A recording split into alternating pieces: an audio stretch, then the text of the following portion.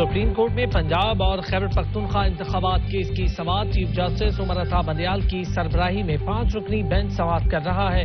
Election commission کے وکیل کا کہنا تھا الیکشن کمیشن نے صاف شفاف انتخابات کے انعقاد کے لیے کوششیں کی، انتخابات کے لیے فوج کے جوان دینے سے انکار کیا گیا۔ وزارت خزانہ نے بتایا موجودہ مالی سال میں الیکشن کے لیے فنڈز جاری نہیں کیے جا سکتے۔ آپ 8 فروری کے لیٹرز پر انحصار کر رہے ہیں۔ جسٹس منیب اختر نے کہا عدالت نے 1 مارچ کو اپنا فیصلہ دیا، کیا آپ کو فروری میں خیال آیا تھا کہ اکتوبر میں الیکشن کروانے ہیں؟ دوسری طرف آپ کہتے ہیں عدالتی فیصلے سے انحراف کا سوچ نہیں سکتا۔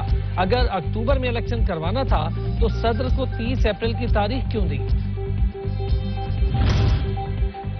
اپنے اختلافی نوٹ پر قائم ہوں، جسٹس جمال مندوخیل نے کہا انتخابات کیس از خود نوٹس پر فیصلہ 4-3 سے ہے۔ سپریم کورٹ کے اکثریتی فیصلے نے از خود نوٹس کو مسترد کیا تھا۔ اکثریتی ججز کے مطابق انتخابات کا حکم نہیں دیا گیا۔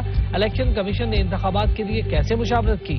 صدر مملکت نے انتخابات کی تاریخ کا اعلان کیسے کر دیا؟ جسٹس منیب اختر نے ریمارکس میں کہا 5 جج عدالت میں بیٹھے سن کر فیصلہ کریں اور 2 کہیں کہ ہمارا فیصلہ اکثریتی فیصلہ ہے، یہ ہمارے چیمبرز میں جو کچھ ہوا یہاں وہ زیر بحث نہیں آنا چاہیے۔ دونوں ججز کا احترام ہے مگر اقلیتی فیصلہ اکثریتی فیصلے پر غالب نہیں آ سکتا۔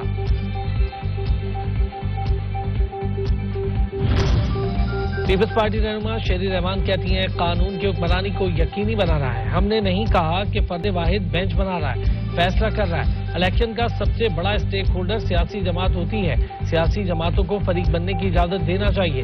سیاسی جماعتیں اس وقت عدالت میں اپنا حق مانگ رہی ہیں، ہماری استدعا سن لیں، فل کورٹ بینچ بنا لیں۔ اور ہمارا مقصد الیکشن سے فرار نہیں، صاف اور شفاف انتخابات ہیں۔ قمر زمان قائرہ نے کہا یہ ججمنٹ عدالتوں میں نہیں ہوگی، الیکشن کمیشن کی ججمنٹ کو آزادی سے اپنا کام کرنے دینا چاہیے، یہ ایک حساس معاملہ ہے۔ الیکشن کمیشن کے وکیل عرفان قادر کو نہیں سنا گیا۔